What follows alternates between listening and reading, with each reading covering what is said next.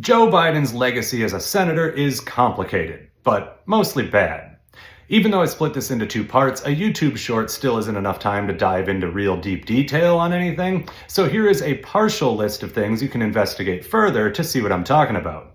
1970s immigration busing, 1991 Anita Hill hearings, 1994 crime bill, 1996 Defense of Marriage Act, 2002 Iraq War. But there is some good mixed in there. He voted against the Supreme Court nominations of Robert Bork and Clarence Thomas. He co-sponsored the 1994 Violence Against Women Act, and despite his strong initial support of the Iraq War in 2002, he did change his stance within a few years and was an opponent of escalating the war in 2007. Of course, by 2007, everyone knew that the initial justification for the war in Iraq was total bullshit, so it wasn't exactly a bold stance to take.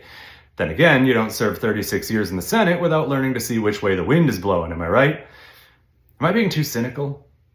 Oh well, this is what I meant when I said his legacy is complicated. So anyway, Biden was elected to a 7th term in 2008. However, he was also elected vice president. But instead of declining his Senate seat, he started his term on January 3rd like normal and then resigned on January 15th, allowing Governor Ruth Minner to immediately appoint a replacement to serve until a special election could be held. Ostensibly, this was so that Delaware wouldn't have an empty Senate seat for 2 years, but really it was because he knew Minner would appoint a Democrat, thus keeping intact their extremely thin majority. Biden served as Barack Obama's vice president from 2009 to 2017. After leaving office, he became an honorary professor at the University of Pennsylvania. Whatever that means.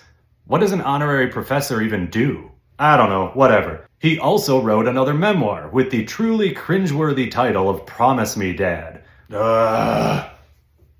Anyway, you all know what happened next. He was elected president in 2020, then started to run for re-election in 2024, but dropped out of the race very late in the game after a disastrous debate performance against former President Donald Trump.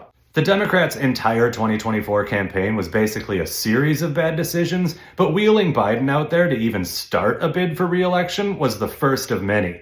It's like they were trying to lose. Seriously, Joe Biden is currently the second oldest living former Delaware senator at the age of 82. As I mentioned before, he holds Delaware's record for longest time in office and most times elected, both of which will probably, hopefully, never be surpassed. And I'll end this on a positive note. Since he dropped out of the 2024 presidential campaign, Biden ended his electoral career undefeated. It's the second best electoral record in Delaware history.